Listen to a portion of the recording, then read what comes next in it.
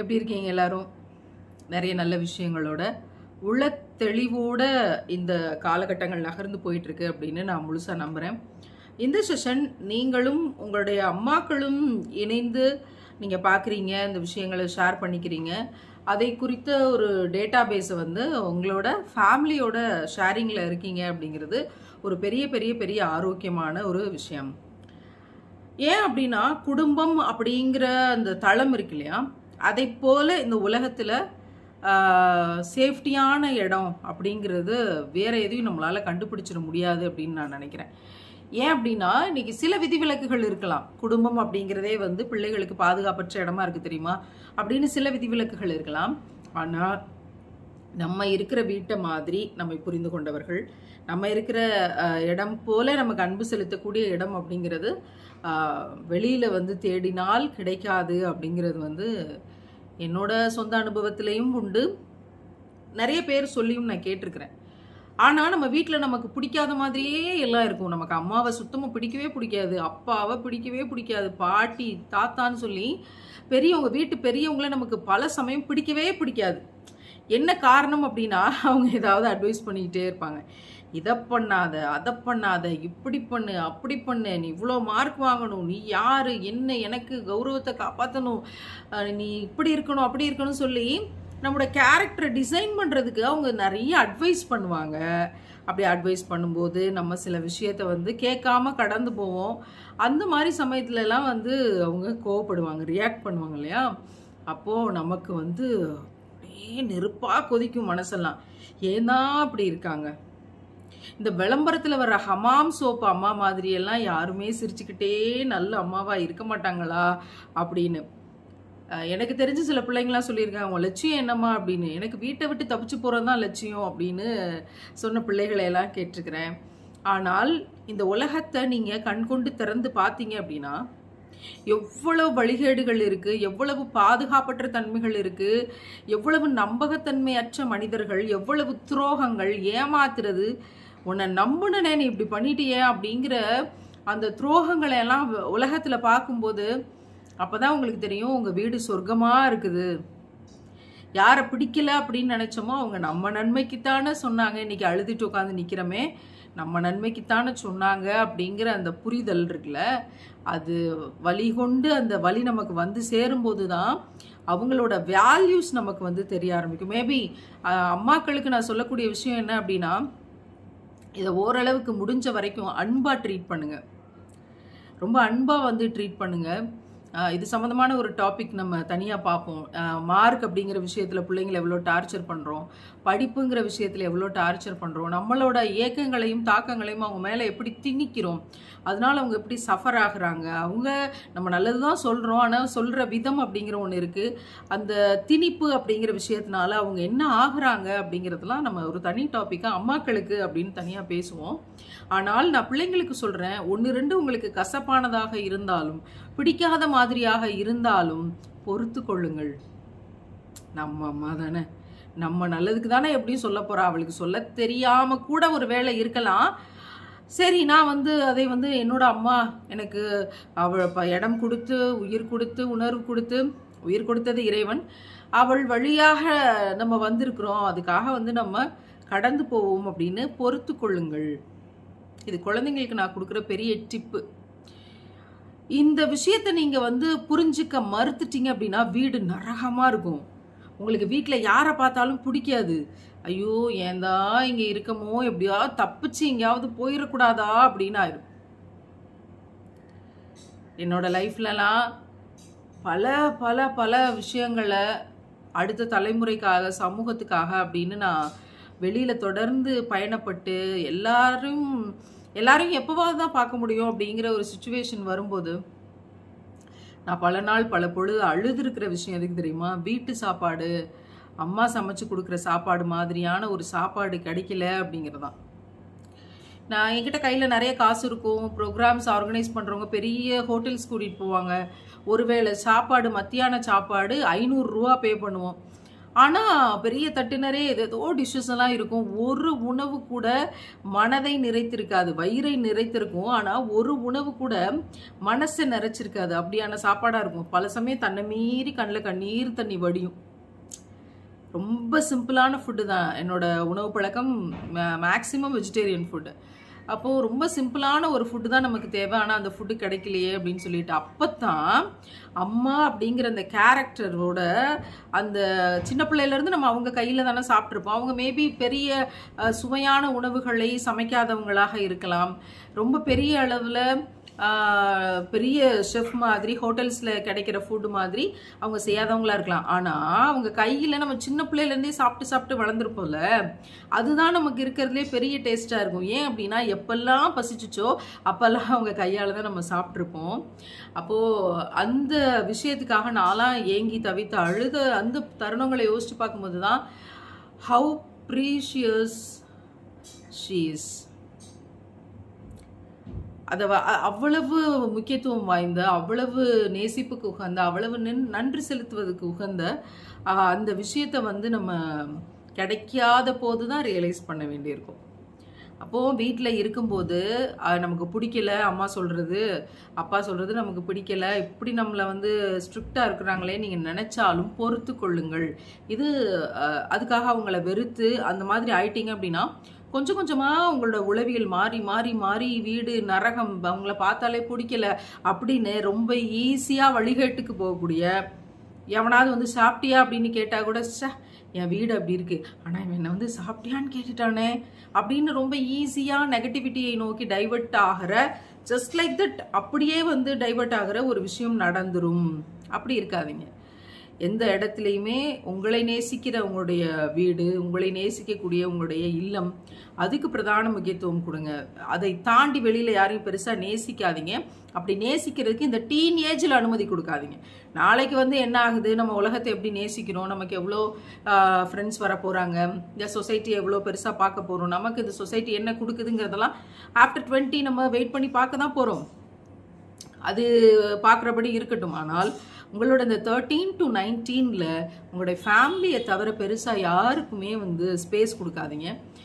அது ரொம்ப முக்கியமான ஒரு பாதுகாப்பு எச்சரிக்கை அப்படின்னு சொல்லுவேன். ஏன்னா இன்னைக்கு ஒரு நல்லவனா கெட்டவனா அப்படின்னு தெரியறதுக்கே 1 வருஷம் ஆகுது. அப்போ நீங்கள் அதுக்குள்ளே ஸ்பேஸ் கொடுத்து கடந்து போகும்போது எல்லாமே நடந்து முடிஞ்சிருக்கும். அப்புறம் உட்காந்து அழுதுட்டு தான் இருக்க வேண்டியதாக இருக்கும். ஸோ ப்ரிகாஷனாக என்ன செய்யலாம் அப்படின்னா, பிடிக்காத சில விஷயங்கள் இருந்தால் கூட நம்ம அம்மா தானே, நம்மளை வளர்த்தவ தானே அப்படின்னு அவளுக்காக அவளை பொறுத்து கொள்வது அப்படிங்கிற விஷயம். ஓகே, இன்றைக்கி நான் உங்களோட ஷேர் பண்ணிக்கணும் அப்படின்னு நினச்ச ரொம்ப முக்கியமான ஒரு விஷயம் வந்து ட்ரெஸ் கோட் அப்படிங்கிற விஷயம். நான் இந்த ட்ரெஸ் கோடை பற்றி பேசும்போது நான் ஸ்ட்ரைட்டாக இந்த கொஸ்டினை நான் உங்ககிட்ட எல்லாம் கேட்குறேன். இன்றைக்கி வந்து பெண்களுக்கு லெகின்ஸ் அப்படிங்கிற ஒரு விஷயம், சுடிதார் அப்படின்னாலே லெகின்ஸ், டாப் அப்படின்னாலே லெகின்ஸ். லெகின்ஸ் அப்படிங்கிறது ரொம்ப கம்ஃபர்டான ஒரு ட்ரெஸ் பெண்களுக்கு அப்படிங்கிற ஒரு விஷயத்த கொண்டு வந்துட்டாங்க. நாங்கள் டீனேஜில் இருக்கும்போது லெகின்ஸ் கிடையாது. அதுக்கப்புறம் இந்த தலைமுறைக்கு தான் லெகின்ஸ் அப்படிங்கிறது. அதுக்கப்புறம் நாங்கள் டீனேஜ் கடந்து வரும்போதே லெகின்ஸ் கலாச்சாரம் ஸ்டார்ட் ஆயிடுச்சு. இப்போ கடந்த 10 ஆண்டுகளில் லெகின்ஸ் அப்படிங்கிறது ரொம்ப பிரதானமான ஒரு ட்ரெஸ் ஆயிடுச்சு. அந்த லெகின்ஸ் அப்படிங்கிறது என்ன, அப்படியே வந்து உடலாக காட்டக்கூடிய ஒரு டைட்டான ஒரு பேண்ட். இந்த நம்மளுடைய உடல் நிறம் என்னவாக இருக்குதோ, கருப்பு கலர் லெகின்ஸ் போட்டால் அது கருப்பு கால், ப்ரௌன் கலர் லெகின்ஸ் போட்டால் ப்ரௌன் கால், வெள்ளை கலர் லெகின்ஸ் போட்டால் வெள்ளைக்கால். அவ்வளவுதான் வித்தியாசமே தவிர இந்த கலரான கால்கள், ஏன்னா உள்ளது உள்ளபடி அப்படியே காமிக்குமே தவிர தனியாக ட்ரெஸ் போட்டதுக்குரிய எந்த மரியாதையும் கிடையாது. அது டைட்டாக இருக்குமா? ஆமாம், டைட்டாக இருக்கும். இப்போ நான் பொம்பளை பிள்ளைங்க உங்கள்கிட்ட நான் கேள்வி கேட்குறேன், ஏன் ஆம்பளை பிள்ளைங்களுக்கு லெகின்ஸ் கண்டுபிடிக்கல? ஏன் பாய்ஸுக்கு லெகின்ஸ் கல்ச்சர் வரலை? பாய்ஸ் போடுற ட்ரெஸ் எல்லாம் பாருங்களேன், அவங்களோட பெர்முடாஸ் அப்படின்னு சொல்லி ஒன்று போடுவான், அது லூஸாக தான் இருக்கும். அப்புறம் ட்ராக்னு ஒன்று போடுவான், அது லூஸாக தான் இருக்கும். பாய்ஸுக்கு எந்த ட்ரெஸ்ஸுமே டைட்டானது கிடையாது. ஜீன்ஸ் பேண்ட்டு அல்லது வழக்கமாக போடக்கூடிய பேண்ட்டுகள் அது எல்லாமே லூஸாக தான் இருக்குமே தவிர டைட்டாக எந்த ஒரு ட்ரெஸ்ஸுமே ஆண்களுக்கு கிடையாது. அப்படி தயாரிக்கிறதே கிடையாது. பெண் பிள்ளைகளுக்கு எதற்காக லெகின்ஸ்? ஏன் அந்த டைட்டாக அந்த லெகின்ஸ் அப்படின்னா டைட்டாக போட்டால் தான் பாடி ஷேப் வெளியே தெரியும். பாடி ஷேப் ஏன் வெளியே தெரியணும்? பாடி ஷேப் வெளியே தெரிஞ்சாதான் அதை பார்க்குறவனுக்கு அது கண்ணுக்கு குளிர்ச்சியாக இருக்கும். மற்றபடி உங்களுக்கு கம்ஃபர்டான ட்ரெஸ்ஸை தயாரிக்கணுங்கிறது தயாரிப்பாளர்களுடைய நோக்கம் கிடையாது. பாடி ஷேப் வெளியே தெரியக்கூடிய ட்ரெஸ்ஸஸ் ஆண்களுக்கு தயாரிக்கப்படுகிறதா பெண்களுக்கு தயாரிக்கப்படுகிறதா அப்படிங்கிற ஒரு விஷயத்தை நான் உங்கள்கிட்ட முன்வைக்கிறேன். நீங்கள் என்ன வேணாலும் ஆராய்ச்சி பண்ணி பாருங்கள். பாடி ஷேப் வெளியே தெரிகிற மாதிரி இருக்கக்கூடிய ட்ரெஸ்ஸஸ் பெண்களுக்குத்தான் தயாரிக்கவே படுது. ஃபேக்ட்ரிஸ் வந்து அப்படித்தான் தயாரிக்கவே செய்யுது. ஏன் தயாரிக்குது அப்படின்னா, இந்த உலகத்தில் பணக்காரங்க ஆண்கள் வெளியே வரும்போது அவனுக்கு பார்க்கக்கூடிய பெண்களினுடைய உடல் வெளியே தெரியணும், அதை பார்த்து அவன் கண்ணு குளிர்ச்சியாக இருக்கணும், அப்போது அந்த ட்ரெஸ்ஸஸ் அதிகமாக வியாபாரமாகணும். இதுதான் அவனுடைய டாக்டிக்ஸ். இன்னைக்கு வந்து ஒரு குட்டை பாவாடையும் ஒரு டிஷர்ட்டும் கிப்பியும் வெட்டி கொண்டு உடலை எவ்வளவுக்கு எவ்வளோ தெரிகிற மாதிரி உடுத்தணுமோ அவ்வளோக்கு எவ்வளோ உடலை தெரிகிற மாதிரி உடுத்திட்டு போனால் நாகரீகம். நீங்கள் பல வெளிநாடுகளில் வந்து பெண்கள் எல்லாமே வெளியே தெரிகிற மாதிரி போடுவாங்க. நம்ம ஃபாரினர்ஸ் அப்படின்னு சொல்லி பேன் வாய் திறந்து கொண்டு நம்ம ஆட்கள்லாம் பார்க்குறத பார்த்துருப்போம். அவங்களால அந்த வெப்பநிலைக்கு நிறைய ட்ரெஸ்ஸை ஃபுல் கவர் பண்ணுற மாதிரி ட்ரெஸ்ஸை போட முடியாது அப்படின்னு அவங்க சொல்லிக்கொள்கிறாங்க. அப்படி உண்மை இல்லை. அந்த கலாச்சாரம் ஆண் வெளியே வந்தாலே பெண்ணை பார்க்கணும். நம்ம பேசணும் இல்லையா, பேணுதலாக உயர்வாக பெண்ணுடைய உடலில் எத்தனை பொக்கிஷங்கள் அப்படிங்கிற விஷயத்தெல்லாம் எவ்வளோ ப்ரீஷியஸ் திங்ஸ் அப்படின்னு பேசணும் இல்லையா. ஸ்பெஷலாக இறைவன் படைச்சிருக்கிறான். அது மார்பகங்களாக இருக்கட்டும், தொப்புளாக இருக்கட்டும், தொடையாக இருக்கட்டும், இடுப்பாக இருக்கட்டும், இது எல்லாத்தையுமே காட்சி பொருளாக்கக்கூடிய ட்ரெஸ்ஸஸ் தான் வந்து இன்றைக்கு வடிவமைக்கப்படுகிறது. சுடிதார் டாப்பாக இருக்கட்டும், இதுவாக இருக்கட்டும், அதுவாக இருக்கட்டும், அப்படி தயாரிக்கக்கூடிய ட்ரெஸ்ஸஸ் எல்லாமே ஸ்டிச்சிங்க்குன்னு நம்ம வாங்கி கொடுப்போம்ல மெட்டீரியல், அதில் வந்து டெய்லர்கிட்ட போய் பார்த்தோம் அப்படின்னா அந்த நெக் டிசைன் அப்படின்னு ஒன்று இருக்கும், கழுத்துக்கு டிசைன். அந்த கழுத்து டிசைன் மட்டும் 50 டிசைன் வச்சுருப்பாங்க. பின்கழுத்து டிசைனுக்கும் அதே மாதிரி 50 டிசைன் வச்சுருப்பாங்க. எங்கேயாவது ஆம்பளை பையன் சட்டை எடுத்து போடுறானே அவனுக்கு கழுத்து டிசைனுக்கு ஏதாவது 50 டிசைன் வச்சுருக்குறாங்களா, இல்லை பின்கழுத்து டிசைனுக்கு எங்கேயாவது 50 டிசைன் வச்சுருக்காங்களா? ஏன் பாய்ஸுக்கு neck design front and back வைக்கிறது இல்லை?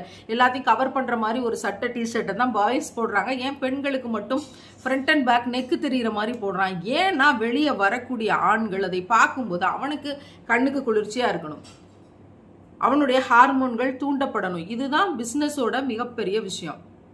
இன்னைக்கு டிசைனர் ப்ளவுஸ் அப்படின்னு ஒன்று தைக்கிறாங்க. ப்ளவுஸ் ஃபுல்லாத்தையும் பாசி ஊசி கண்ணாடி வளையல் எல்லாத்தையும் ஒட்டி ஜிமிக்கி ஜமிக்கி எல்லாத்தையும் ஒட்டி வச்சு பின்னாடி ஃபுல்லும் முதுகு ஃபுல்லும் தெரிகிற மாதிரி அலங்காரத்தை வச்சு அதில் ஒரு கயிறை கட்டி 2 குண்டுமணி தொங்க விட்டு, இதுதானே இன்னைக்கு டிசைனர் ப்ளவுஸ். 5000-லேருந்து 5 லட்சம் வரைக்கும் தைக்கிறாங்களாம்.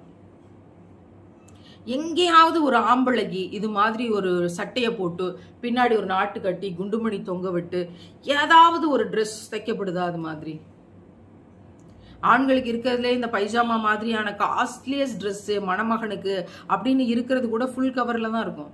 இந்த மாதிரி உடலை தெரியக்கூடிய உடலை வெளியே காட்டக்கூடிய ட்ரெஸ் கோடு தயாரிப்புலேயே ஆம்பளைங்களுக்கு கிடையாது. ஏன் பெண்களுக்கு மட்டும் இவ்வளோ டிசைனாக உடலை காட்டுகிற மாதிரியான அதை ஆடம்பரமாக அதை அழகாக அதை நாகரிகம் என்று பேசக்கூடிய அளவுக்கான கான்செப்டில் எப்படி இது தயாரிக்கப்படுது அப்படிங்கிற விஷயத்தை யோசிச்சு பார்த்தீங்களா? ஏன் தயாரிக்கப்படுதுன்னு யோசிச்சு பார்த்தீங்களா? அதை பார்க்குறவனுக்கு அது அழகாக தெரியணும், நீ ஒரு காட்சி பொருளாக ஆக்கப்படணும், அவனுக்கு நீ ஒரு பொம்மையா தெரியணும், அவனுடைய ஹார்மோன்கள் தூண்டப்படணும், அவன் அதை என்ஜாய் பண்ணணும். அதுக்காக திட்டமிட்டு தயாரிக்கப்படக்கூடிய பெண்ணை காட்சி பொருளாக மாற்றிய கட்டமைப்பு இவையெல்லாம், இந்த அலங்காரம் எல்லாம். யோசிச்சு பாருங்க, உண்மையா இல்லையா? ஏன் அவனுக்கு செய்யலையே எனக்கு மட்டும் இதெல்லாம் செய்யற அப்படிங்கிற விஷயம் வரும்போது தான் இவ்வளோ பெரிய சூழ்ச்சி இதுக்கு பின்னாடி இருக்குதா அப்படிங்கிற விஷயம் வெளியே வருகிறது. அப்படியே தான் நான் டிசைனர் ப்ளவுஸ் டிசைனர் சுடிதார்னு தச்சு போடுறேனே, அது எவ்வளோ பின்னாடி அழகா இருக்குன்னு என்னுடைய கண்ணால் திரும்பி பார்க்க முடியுமா? தலையை திரும்பி பார்க்க முடியுமா? கண்ணாடியில் பார்த்தா கூட அது மாயபிம்பம் தான், நிஜபிம்பமாக இருக்காது. என்னோட கண்ணால் என் முதுகு அழகா இருக்கிறத என்னால் பார்க்க முடியாது. யாரு பார்த்து அழகா இருக்குன்னு சொல்றதுக்காக அவ்வளோ டிசைனிங் அந்த இடத்துல. யாரு பார்த்து அழகா இருக்குன்னு சொல்லணும்? சினிமால பாடல் காட்சிகள் வைக்கப்படுது. தொப்புள் தெரியாத திரைப்பட பாடல்கள் டூயட் எல்லாம் எடுத்து இருந்தா ஆராய்ச்சி பண்ணி காட்டுங்கன்னு நேத்தே நம்ம பேசுறோம். எதை எதை காட்ட முடியுமோ திறந்து அத்தனையும் காட்டி காட்சி பொருளாக்கி அந்த ஹீரோயின் என்ன ட்ரெஸ் பண்ணியிருக்காளோ அதே மாதிரி தான் இங்க வரும் வியாபாரமா. அப்ப அதுக்கான ஏஜென்ட் யாரு, அதுக்கான ப்ரொமோட்டிங் கேரக்டர் யாரு? அந்த சினிமாவும் அந்த ஹீரோயினும். 100% இந்த சமூகத்தை வழிகேட்டுக்கு கொண்டு போகக்கூடிய விஷயங்கள். அதனாலதான் முழுசாக அணியக்கூடிய கழுத்திலிருந்து கால் வரைக்கும் வெளியே தெரியாம முழுசாக அணியக்கூடிய உடையை அணியுங்கள் அப்படின்னு சொல்லப்படுகிறது. ஒரு உளவியல் அறிஞர் பேசுறாங்க, பல பேர் இந்த செய்தியெல்லாம் பேசியிருக்கிறாங்க. ஒரு ஆம்பளைக்கு, ஒரு டீனேஜ்ல இருக்கக்கூடிய ஒரு பையனுக்கோ இல்ல ஒரு ஆண், அவனுக்கு மார்பகத்தை நேரில் காட்ட வேண்டியதில்லை. ஒரு பெண்ணோட மார்பகத்தை, அந்த மார்பகம் போல இருக்கக்கூடிய ஏதோ ஒரு வடிவம் அதை காமிச்சாலே அவனுடைய மைண்ட் எங்க போய் கனெக்ட் ஆகும் அப்படின்னா ஒரு பெண்ணோடு தான் கனெக்ட் ஆகும். ஆட்டோமேட்டிக்கலா அவன் அங்க போயிருவான். அப்படித்தான் ஹார்மோன்கள் படைக்கப்பட்டிருக்கிறது. உடல் இயக்கம் அப்படித்தான் இருக்கிறது. அவை அப்படித்தான் வேலை செய்யும். இது இயற்கை, நேச்சர் ஃபர்ஸ்ட். அப்ப நானே போய் டைட்டா ஒரு ட்ரெஸ்ஸை போட்டு ஷால் போடாம நானே போய் காமிச்சு அவனை ஏன் தூண்டுவானே? அவன் என்ன அபியூஸ் பண்றான் அதை பார்த்துட்டு அவனுடைய ஹார்மோன்கள் தூண்டப்பட்டு அதுவும் நடக்கலாம். அப்படி இல்லை அப்படின்னா வேற யாராவது பக்கத்து வீட்டு பாப்பா 5 வயசு 6 வயசு பாப்பா கிட்ட கொண்டு போய் அந்த வக்கரத்தை கொட்டுறதும் நடக்கலாம். என்ன பார்க்கும்போது, என்னுடைய மார்பகத்தை பார்க்கும்போது, நான் டைட் ஃபிட்டா போட்டுட்டு போகும்போது, என்னோட லெகின்ஸை பார்த்து என்னுடைய பின் இடுப்புல இருந்து மொத்தத்தையும் பார்க்கும்போது, நான் என்னுடைய இடுப்பையும் வயிறையும் என்னோட ட்ரெஸ் கோடு, இன்னைக்கு நம்முடைய சேலைகளுடைய ட்ரெஸ் கோடு அப்படித்தானே இருக்கு. பிள்ளைங்க பூரா மடிச்சு மடிச்சு மடிச்சு மடிச்சு வச்சு போடும்போது சைடு ஃபுல்லா தெரியுது. அவற்றை பார்க்கும்போது அவன் தண்ணி அடிக்காம இருக்கலாம், ஓகே நம்ம கண்ட்ரோலா இருக்கணும்னு சொல்லி. பட் அவன் போய் எப்பமா தண்ணி அடிக்கிறான் அப்படின்னா உள்ள சேர்த்து வச்ச அந்த வக்கரங்கள் இருக்கு இல்லையா, அது யாராவது பக்கத்து வீட்டுல இருக்க 3 வயசு பிள்ளை மேல போய் பாயும். அப்படி கொலை செய்யப்பட்டவள் ஹாசினி பாப்பா சென்னையில, 7 வயசு குழந்தை. வக்கிரங்கள் பல கோடி மடங்காக மது அருந்தும் போது பெருகுது. அவை எப்ப சேர்த்து வைக்கப்படுது? சமூகத்தில் இவற்றையெல்லாம் பார்க்கும்போது அப்படியே சேர்த்து வைப்பான் உள்ள. அது அப்படித்தான் இயங்கப்பட்டிருக்கு, அப்படித்தான் இருக்கு. இதை இல்லைன்னு யாராலையுமே மறுக்க முடியாது. நான் என்ன வேணா ட்ரெஸ் பண்ணுவேன், நீ ஏன் தப்பு தப்பா பாக்குற, நீ உன் புத்திய மாத்துடா வழக்கென்ன அப்படின்லாம் சொல்லவே முடியாது. இங்க சமூகமாக வாழும்போது ஒரு ஒழுங்கு அப்படிங்கிறது ரொம்ப அவசியம். இல்லைன்னா நோய்க்கிருமிகள் போல ஏகப்பட்ட பிரச்சனைகள், ஏகப்பட்ட விஷயங்கள் வளர்ந்துகிட்டே போய்கிட்டே இருக்கும்.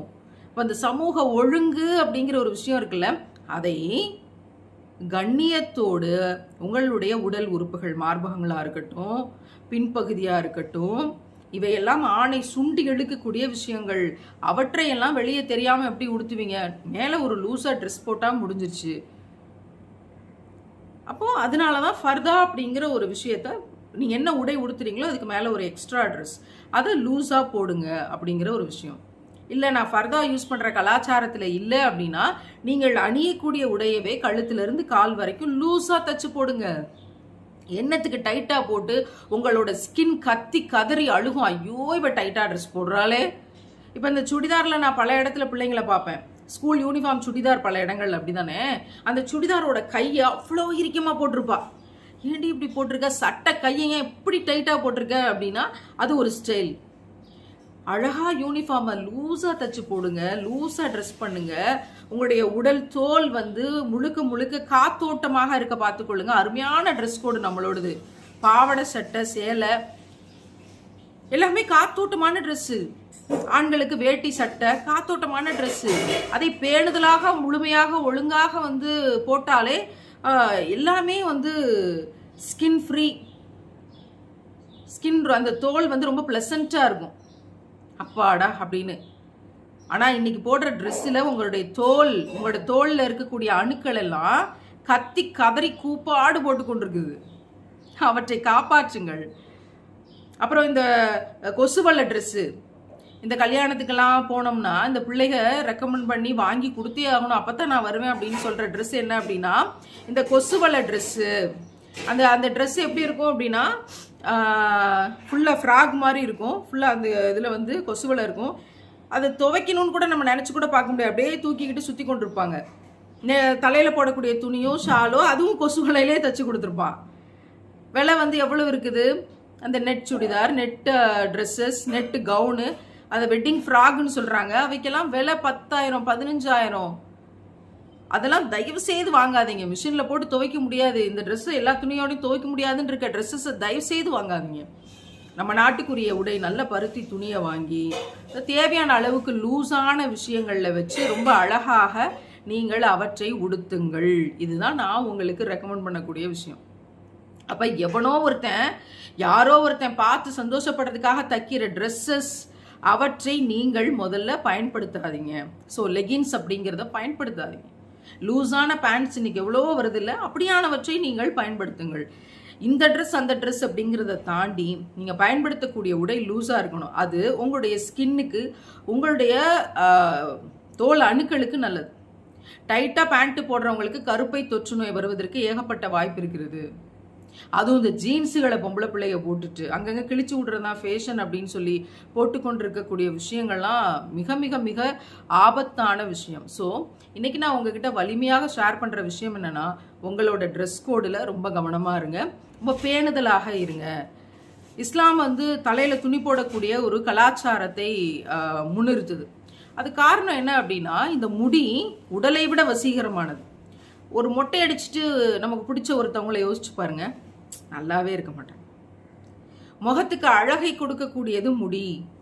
முடி இருக்கிறதுலே ரொம்ப வசீகரமானது. அதனால தான் அதை பின்னி எண்ணெய் போட்டு தேய்ச்சி பராமரித்து பூ வச்சு அப்படிங்கிற விஷயங்கள், அதுக்கு பேண்டு அது இதுன்ட்டு அவ்வளோ விஷயங்களை அது அலங்காரத்துக்காக கொடுக்கப்படுது. அப்போ முடிங்கிறது ரொம்ப வசீகரமானது. அந்த வசீகரமான விஷயத்தை ரொம்ப அழகுபடுத்தி கொண்டு நம்ம போகும்போது அது ரொம்ப அட்ராக்ட் பண்ணி இழுக்கும் எதிர்த்தரப்பினரை. இப்போ எதிர்பாலினத்தை வந்து அந்த விஷயத்தில் கூட நம்ம சுண்டி இழுக்கவும் வேண்டாம், நமக்கு நம்மளே அதுக்கான வசீகரத்தை நம்ம கிரியேட் பண்ணி நம்ம காட்சி பொருளாக இருக்கவும் வேண்டாம். அப்படிங்கிற ஒரு விஷயத்தோட அந்த முடியை கூட நான் பேணுதலாக மறைத்து கொள்கிறேன். இந்த அழகையெல்லாம் வருங்காலத்தில் எனக்கு கணவன் அப்படின்னு ஒருத்தன் வருவான்ல, அவனிடம் மட்டும் இதை நான் காமிச்சா போதுமானது.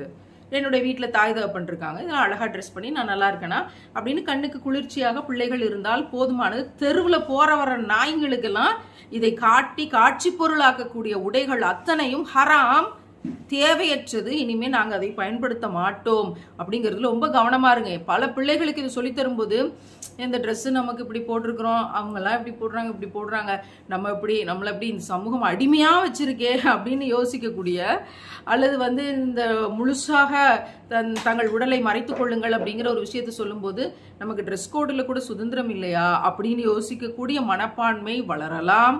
மீடியா அதை திணிக்கலாம், அதிலிருந்து பாதுகாப்பு பெற்றுக்கொள்ளுங்கள் அப்படிங்கிறதுக்காக தான் இந்த விஷயத்தை நான் தெளிவாக உங்ககிட்ட சொல்கிறேன். ஸோ உலகத்தில் இன்னைக்கு வெளியே பெண்களுக்கென்று தயாரிக்கப்படக்கூடிய பல பல பல ஆடைகள் யாருக்கோ நாம் காட்சி பொருளாக, யாருடைய கண்களுக்கோ நாம் தீனியாக ஆகிறதுக்கான, இரையாவதற்கான கருவிகளாகத்தான் அவன் தைக்கிறான், அவன் வந்து மார்க்கெட்டுக்கு கொண்டு வர்றான். அதுக்கு நம்மை சந்தை பொருளாக பயன்படுத்தி கொள்கிறான். எவனோ கோடீஸ்வரனாய் வளர்றதுக்கு நாம் காட்சி பொருளாகணுமா?